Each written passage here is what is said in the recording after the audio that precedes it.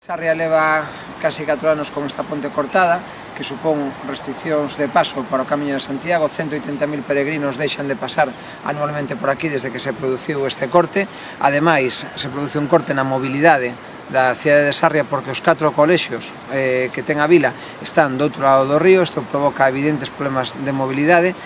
Temos que tomar unha decisión xa. A cidadanía de Sarria está farta de esperar, está farta desta situación e existe unha opción, a opción de poñer un taboleiro sobre esta ponte que restaure a mobilidade do conxunto da cidade, que recupere o paso aos colexios e, sobre todo, que recupere tamén o paso do Camiño de Santiago. Entendemos que esta opción, en primeiro lugar, é a máis económica, pódese facer de forma inmediata, existe orzamento para ela e unha vez con esa obra feita, recuperada a mobilidade, salvaguardados os elementos patrimoniais da ponte, despois é doado seguir pensando nun proxecto que ten que ser o proxecto definitivo para a Sarria, que é aquel que recupere integralmente todo o cauce fluvial, que respete os elementos patrimoniais, que recupere todo o conxunto do Camiño de Santiago e que, por suposto, respete urbanísticamente a mobilidade do conxunto de Sarria. Iso é o que é facer ben a actuación por parte das administracións. Que lles exiximos ás administracións? O Concello, como propietario da ponte, que se mova. Se mova porque dispón de diñeiro que puxe a súa disposición a propia Deputación Provincial.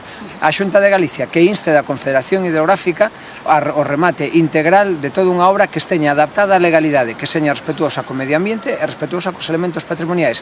E, desde logo, tamén non é admisible que a Xunta de Galicia, que é a encargada de tutelar nun ben tan importante como é o Camiño de Santiago e que vai a presumir isto a Fitur esta mesma semana o fixo, manteña despois cortada este paso que supón o paso necesario de 180.000 peregrinos ao ano, o cal causa un evidente dano de carácter patrimonial e tamén económico porque supón unha desviación da ruta que causa tamén prexuizo aos comerciantes da zona. Por todas estas razóns, nós exiximos que as administracións se movan e se movan xa. Se as administracións queren, en 3 meses a mobilidade de Sarria estaría recuperada.